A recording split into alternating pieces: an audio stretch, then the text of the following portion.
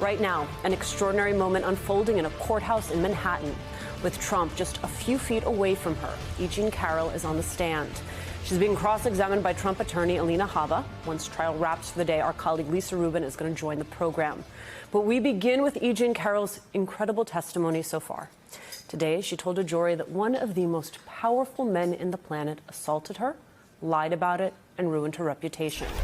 To have the President of the United States, one of the most powerful persons on earth, call me a liar for 3 days and say it 26 times, I counted them, it ended the world I had been living in. And I lived in a new world, Carroll said.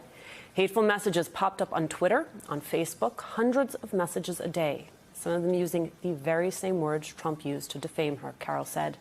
And according to Carroll, all of it happened because Trump lied about her. Quote, he said, I made up an accusation to sell a book. That is a lie.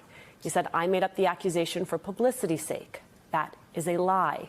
He said, my accusation damaged the real victims of sexual assault. That is a lie. He said, people like me who make false accusations are very dangerous, in very dangerous territory, that I shouldn't have done it for the sake of publicity. That is also a lie. Her attorney asked her, have you paid dearly, Miss Carroll? She responded, I've paid just about as dearly as possible to pay. Throughout her testimony, Trump huffed and he puffed. He slammed the table at one point, leading Judge Kaplan to ask him to keep his voice down. That did not stop Trump. NBC News reporting Carroll's lawyer, Sean Crowley, had called the former president out for continuing to make statements, as some jurors could hear him say, this really is a con job. Mr. Trump has the right to be present here. That right can be forfeited, and it can be forfeited if he is disruptive and if he disregards court orders, Kaplan said. Mr. Trump, I hope I don't have to consider excluding you from the trial. I understand you are very eager for me to do that. I would love it. I would love it, Trump replied, putting both hands in the air and shaking them. I know you would, because you just can't control yourself in this circumstance. You just can't, the judge responded. Through it all, Carroll continued to testify. She told the jury that when she won her first trial back in May, she thought Trump would finally stop his attacks. Quote, for a few glorious hours, I thought, this is it. But then, as she put it, Mr. Trump went on a CNN town hall and repeated the same lies. And that is where we start today with former acting U.S. Solicitor General Neil Katyal. And with me at the table, New York Times editorial board member Mara Gay and MSNBC host and legal analyst Katie Fang is back. Katie, let's start with you. Difficult to get through that testimony from Carroll, so emotional, so clear, the price she has paid for all of this? I think people need to realize the confrontation in a courtroom setting from the victim of rape, which is E. Jean Carroll, and in the interest of full disclosure, I am friends with E. Jean Carroll. We have been friends for a while, but it doesn't color my legal analysis. I prosecuted sexual battery cases as a prosecutor. The confrontation between the victim of a rape and her rapist is always going to be a powerfully emotional and just incredibly traumatizing one. And the trauma is really the word that we need to focus on here, because number one, this isn't a criminal case, right? This is a civil case, but it's the same emotions that are involved.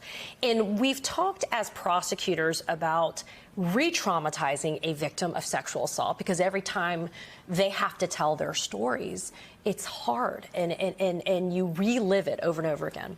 In this instance, when E. Jean Carroll has been trying to tell her story, it has just been interrupted constantly by Alinna Habba. And I also want to step back for a second, because as a trial lawyer, you always want to think about who's doing the cross-examination. You want to think about who's doing the presentation of the witnesses, because there's the gender dynamic that's there. So to that extent, you don't have the Joe Tacopina anymore, right? You have the Alinna Habba. But as you were describing at the beginning of the show, Alinna Habba has been stepping in it all along the way. But for E. Jean to have to get up and do this again and again and again is one thing. But then for E. Jean to have to explain that it's not just when I go to court, she tells the jury what happens. She does. It's all day long. It's the death threats. It's the constant. It's never ending. And so I think the fact that somebody has the courage to go and do this, you have to take a moment and just realize that this is one of the most difficult days of E. Jean Carroll's life. Right. Of all the forms of accountability, it has been a septuagenarian who's actually been able to hold him most accountable. Well, that is satisfying to see him held accountable for something. But I guess I would ask you, too, as a former trial lawyer, I mean, it does feel to me, and I'm not an attorney, but, you know, while she is going up and telling her story, and E. Jean Carroll is being exceptionally brave, as many women and really any victim of sexual assault will know, it seems that the former president is continuing to try to intimidate her. Of course. In the courtroom, in front of the entire world. And I guess I just wonder what consequences, if any, he may face because of that. I mean, what are we to make of that? You know, as laymen watching this, you just think, is he really going to get away with that as well? So it's his right to be in court in a criminal or a civil arena. It is your right as a defendant or a litigant in court to be there. The fascinating dynamic was at the very beginning of the day when E. Jean Carroll walked into court. She went straight to the witness stand. Donald Trump didn't make eye contact with her directly. And I have yet to actually hear from what's been going on in court the fact that he is staring her down in any way. The coward that he is, he's trying to exact the intimidation through the hand motions. And really, the interaction has been the most confrontational with the judge, because obviously he cannot confront E. Jean Carroll directly in court in that manner.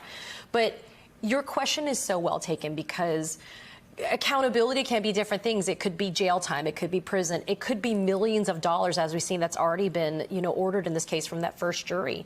But her lawyers got up and they delivered the question for the jury, which is, how much is it going to take to make him stop? Because as we've seen, he won't. He'll do it, and he's taunting the judge because he wants to be able to get more fodder to be able to go outside and say, yet I am being the victim. I mean, and that's the absurdity of this, that he's claiming to be the victim in this very clear case where a jury has already found him liable for sexual assault and for defamation. I mean, Neil, I want you to take a crack at Mara's question, which is there anything that can be done to stop this type of outburst? I do. So first of all, I think Katie's point is a really important one. Last year, Jean Carroll relived this all in the first trial, and there was a jury trial, and they decided that Donald Trump was guilty of sex assault, was guilty of defamation, and required him to pay $5 million. Now we're having the second trial to decide, is there any way to get this guy to stop with the lies and the defamation of Jean Carroll? And what happened in court today was that when she was testifying, Trump did, what I can only describe as like a bad high school debater's trick, like started talking at the same time as she was testifying, saying that's not true and stuff like that, with the hope that the jury would overhear his insinuations and comments. There's nothing subtle about what Donald Trump was trying to do. He was blatantly trying to influence the jury, trying to provoke the judge into kicking him out of the courtroom. And to answer your question, the judge has that right. You have a right to go to your trial, as Katie says, but not when you misbehave. There's Supreme Court precedent that says at that point, even in a criminal trial, you can get kicked out of your own trial if you are disrespecting the court. That's what Trump's doing here. He's trying to create a circus and a spectacle because the last thing he wants people to talk about is what he did to Jean Carroll. It's much better for him if we're talking about this judge, kicking him out of the courtroom. And by the way, this judge, Lewis Kaplan, one of the very most respected judges in the entire country, obviously a guy who breaks no BS, and that's obviously a problem for Trump because Trump isn't just trying to intimidate Jean Carroll, he's trying to intimidate the judge, and this judge is having none of it. Well, to your point about the scene, about the skeptical, Katie, there was a moment before E. Jean Carroll testified where there was a very tense exchange between Alinna Habba and Judge Kaplan. Here's how it's described by CNN.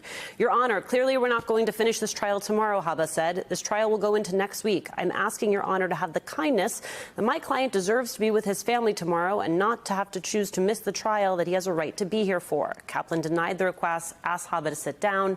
Trump has the right to be present either in person or by counsel, Kaplan said, and nobody is stopping him from doing either. The application is denied. I will hear no further argument on it. None. Do you understand the word? None. Please sit down. An attempt to postpone this trial had already been rejected. Why try yet again, if not for the spectacle, if not for the scene? for the client sitting next to her, which is really the only person she's doing this for. It is a foregone conclusion. There will be a multi-million-dollar verdict rendered by the second jury against Donald Trump. It is a foregone conclusion because a jury has already reached a determination that Donald Trump is a person who commits sexual assault on somebody like E. Jean Carroll and defames her. So she, as an Alinna Habba, she's doing a few things. One, she's doing the spectacle for her client, but two, she's also doing it because she doesn't know what the hell she's doing. I am comfortable in saying that the lack of competency on the part of Alinna Habba is glaringly obvious now. She has shown she does not know how to enter evidence. She has shown that she does not know how to impeach a witness. She does not have the requisite trial skills to be defending the former president of the United States in a multi-million-dollar defamation trial.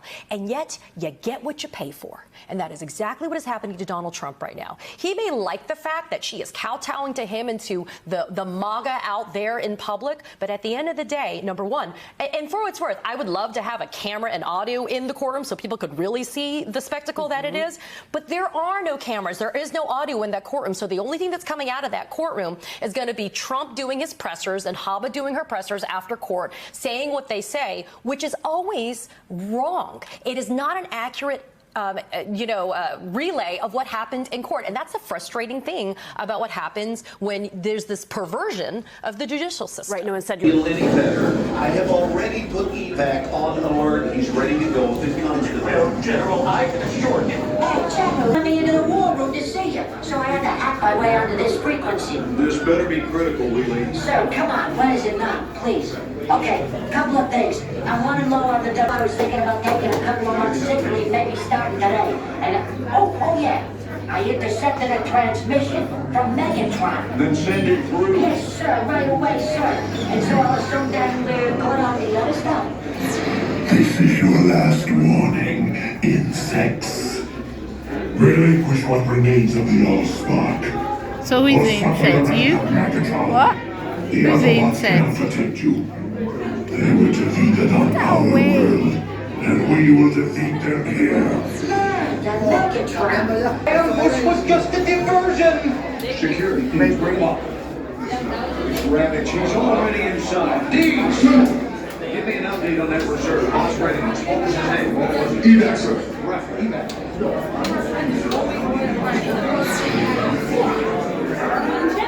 She's right in front.